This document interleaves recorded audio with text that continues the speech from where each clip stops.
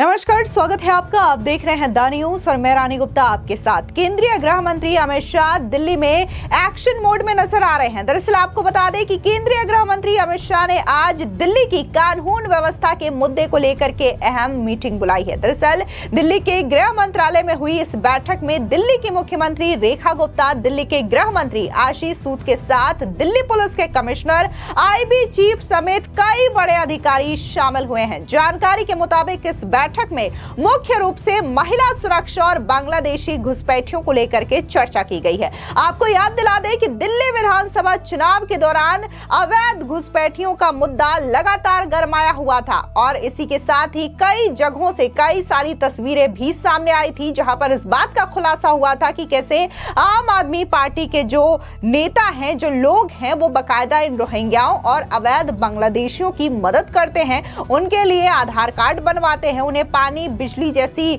जो सुविधाएं हैं वो मुहैया कराते हैं। आपको बता दें कि ये जो बैठक है वो 12 सालों के बाद दिल्ली में हुई है। बता दें कि शीला दीक्षित की सरकार के बाद ऐसा पहली बार देखने को मिला है जब केंद्रीय गृह मंत्री अमित शाह दिल्ली की मुख्यमंत्री सहित कई गृह मंत्रालय के शीर्ष अधिकारियों के साथ राष्ट्रीय राजधानी की कानून व्यवस्था को लेकर के चर्चा की है। जानकारी के मुताबिक इस बैठक का मुख्य उद्देश्य दिल्ली सरकार और दिल्ली पुलिस के बीच बेहतर तालमेल बनाना है ताकि कानून व्यवस्था के संबंध में निर्णय लेने में कोई भी दिक्कत ना हो। आपको याद दिला दें कि इससे पहले जब अरविंद केजरीवाल की आम आदमी पार्टी सत्ता में थी दिल्ली के, तब वो बार बार सेंट्रल गवर्नमेंट पर ठिकरा फोड़ती थी दिल्ली की जो कानून व्यवस्था है उसको लेकर के, और वो दिल्ली में कोई भी घटना होती थी तो वो कहीं ना कहीं दोष जो है वो गृह मंत्री अमित शाह पर फोड़ते थे और ये कहते थे कि गृह मंत्री ठीक से अपनी जिम्मेदारी नहीं निभा पा रहे हैं, जिसकी वजह से दिल्ली के लोगों को काफी ज्यादा समस्या झेलनी पड़ रही है, काफी ज्यादा जो अपराध हैं वो दिल्ली में बढ़ रहे हैं। लेकिन अब यहाँ पर देखने को मिल रहा है कि कैसे बीजेपी सरकार का गठन हुआ उसके फौरन बाद न सिर्फ मुख्यमंत्री रेखा गुप्ता दिल्ली को लेकर के एक्शन मोड में नजर आ रही हैं, बल्कि अब खुद गृह मंत्री अमित शाह की अध्यक्षता में एक बैठक हुई है जिसमें मुख्य रूप से दिल्ली की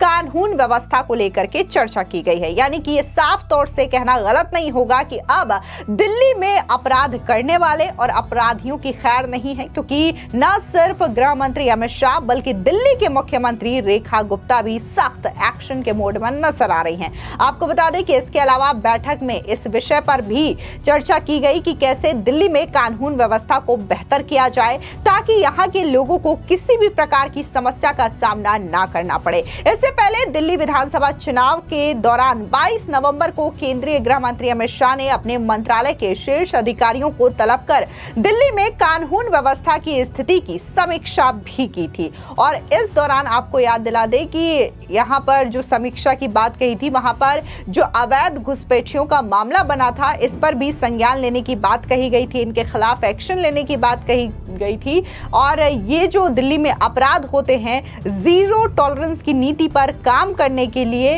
ये भी गृह मंत्री की ओर से निर्देश अधिकारियों को दिया गया था ताकि दिल्ली में हर व्यक्ति खुद को सुरक्षित महसूस कर सके। ये हर पुलिसकर्मी की व्यक्तिगत जिम्मेदारी होनी चाहिए, ये भी गृह मंत्री अमित शाह ने अधिकारियों को निर्देश देते हुए कहा था। आपको याद दिला दें कि हमारे चैनल प्यारा हिंदुस्तान में भी एक ऐसा वीडियो सामने आया था जहां पर अवैध रोहिंग्या कैसे जगहों पर रह रहे हैं, झुग्गी झोपड़ी बना करके उन्हें पानी दिया जा रहा है, पैसे दिए जा रहे हैं और इसके अलावा फ्री बिजली, राशन दिए जा रहे हैं। इन तमाम चीजों का खुलासा हुआ था। हालांकि इस वीडियो को लेकर के बीजेपी ने एक प्रेस कॉन्फ्रेंस भी किया था, जिसके बाद दिल्ली के एलजी वी.के. सक्सेना ने इस पर जांच बिठाई थी, अवैध रोहिंग्याओं और बांग्लादेशियों के खिलाफ कार्रवाई के आदेश भी दिए थे।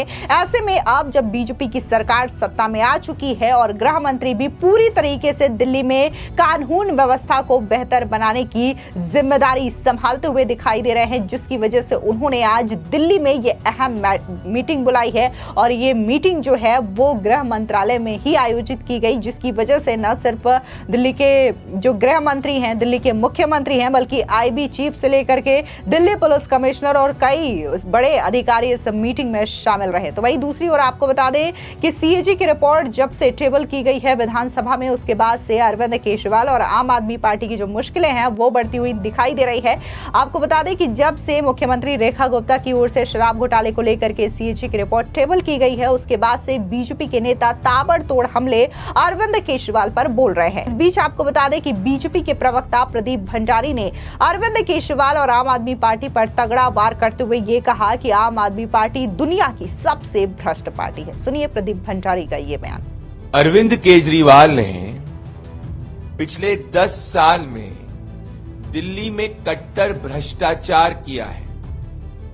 जो शराब घोटाले पर सीएजी रिपोर्ट टेबल हुई थी, उसने ये स्पष्ट कर दिया था कैसे मनीष सिसोदिया जी और अरविंद केजरीवाल जी मिलकर शराब के जरिए दिल्ली के पैसे को लूट रहे थे और पाठशाला की वादा करने वाले लोग दिल्ली में मधुशाला वाला भ्रष्टाचार कर रहे थे।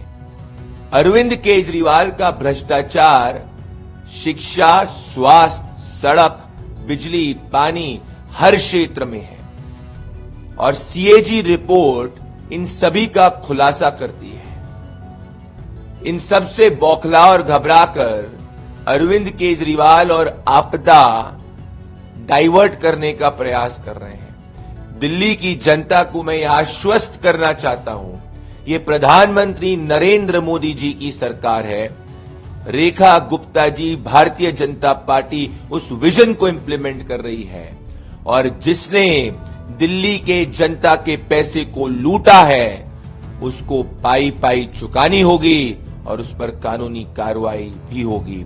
अगर दुनिया में सबसे ज्यादा भ्रष्टाचारी कोई पार्टी है जो प्रोफेशनल भ्रष्टाचार करना जानती है, उसका नाम आपदा और अरविंद केजरीवाल है।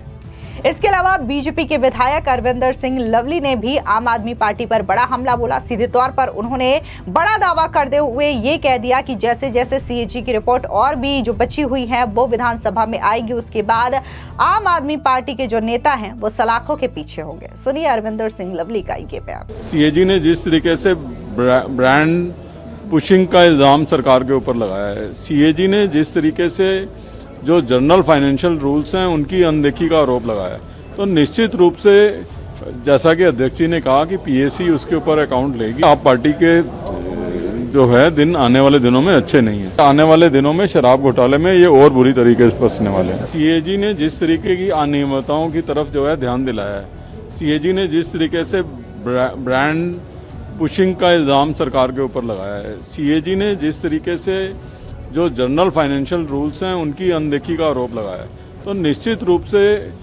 जैसा कि अध्यक्ष जी ने कहा कि पीएसी उसके ऊपर अकाउंट लेगी और जो एजेंसीज हैं वो इसके ऊपर कार्रवाई करेंगी। आप पार्टी के जो है दिन आने वाले दिनों में अच्छे नहीं हैं।